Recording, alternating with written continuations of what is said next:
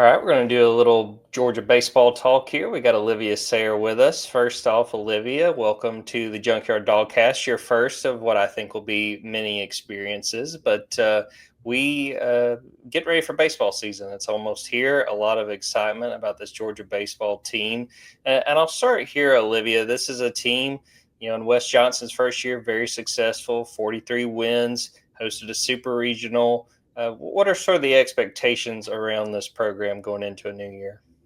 Yeah, well, first of all, thank you so much for having me. Super excited for this season. And honestly, I think that's kind of just the mentality within the team. It really is an Omaha or bust mentality. And it's crazy because you look at last season where Wes Johnson, he came in, I believe the team was 29-27 the year before. So we kind of had to instill that confidence within them, make them think they could get to Omaha. Whereas this year, that seems to be the expectation.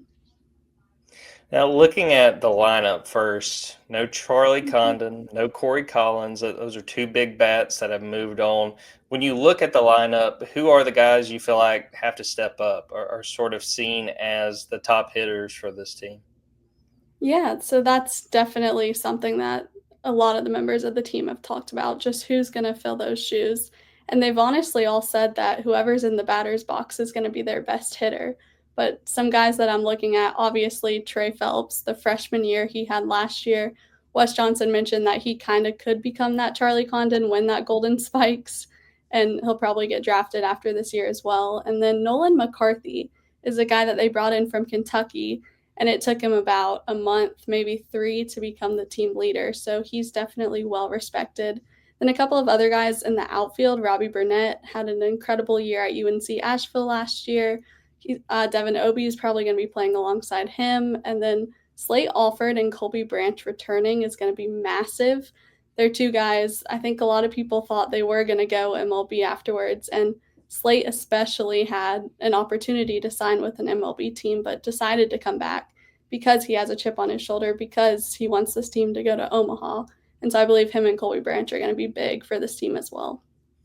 Now you look at the pitching. What do you sort of expect from the rotation? Who are some of the names to know when it comes to Georgia's pitchers?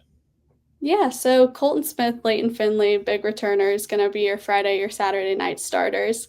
And then just a lot of transfers. One guy that Wes Johnson's pointed to in particular is Zach Brown. He had a 4.22 ERA with Ohio State last season.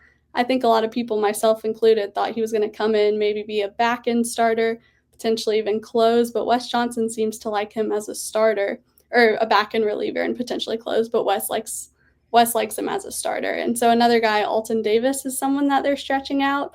Wes said they're not going to limit him to just one role, so we could see him closing, we could see him starting, we could see him coming in the middle, long relief. Then a couple other guys, JT Quinn is another one.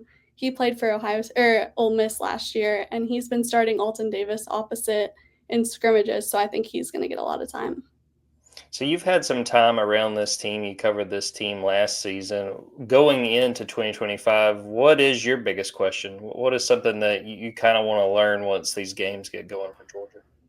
Yeah, I just want to see how the starting lineup shakes out. And I think it's going to be something. It's not going to be the same every single game. That's something that Wes really emphasized, is that he said everybody except for Colby Branch and Henry Hunter are probably going to play different positions.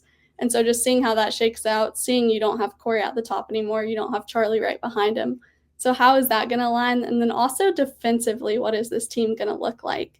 They brought in Nick Emirati from Kentucky. He was Kentucky's hitting coach, really solid defensively. That's definitely an area Georgia can improve upon. You just look at a lot of the infield defense from last season, it could use a lot of improvement.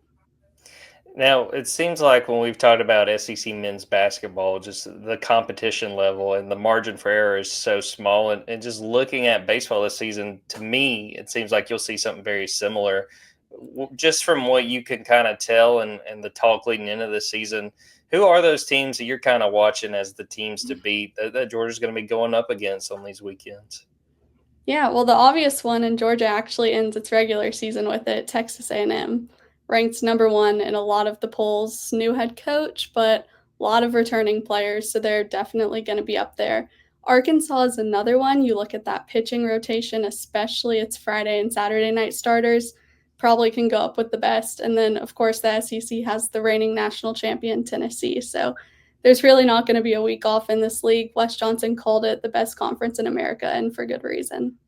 Yeah, I think you win any of these series for any of these teams, it's going to be a real accomplishment. Now, Olivia, we're having you on now because Georgia's going to start their season this weekend, going to Quinnipiac. Got non-conference play for about the next month before that first series against Kentucky.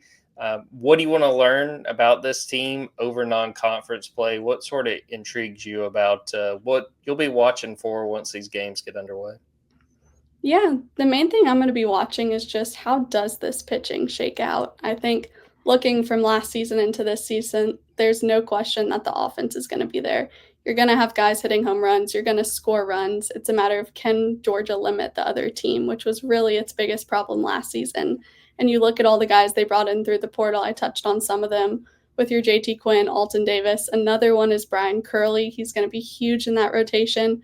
I believe his ERA was 2.87 with VCU last year. So just where do all of these guys fit in is going to be my biggest question that Georgia's going to try to solve over non-conference play. Now, I'm sure we'll talk about this more as the spring goes on and when you pop up on the show. But I know you're a big Braves fan. Are you optimistic? How are you feeling? We still got a little ways before spring training gets underway. Yeah, it's going to be an interesting season. I think I'm a little concerned that they didn't sign any more pitchers than they did, especially with Freed gone. You look at Morton gone, Minter's gone, which I think is going to be a massive loss. Joe Jimenez, I think it's going to miss the season with an injury. So little concern on the pitching. And then offensively, I think Profar is going to be a good addition, but do wish we would have done a little bit more there, especially when you look at Travis d'Arnaud's gone.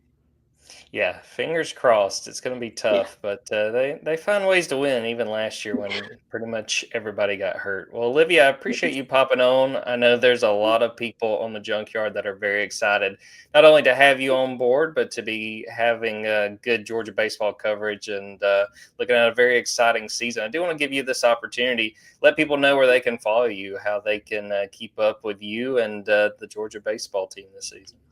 Yeah, so I'm on Twitter at Olivia K. Sayer, spelled as it is on the screen, but also just I'll be on the message board. I'll be posting articles, so just be sure to check out Dogs 24/7.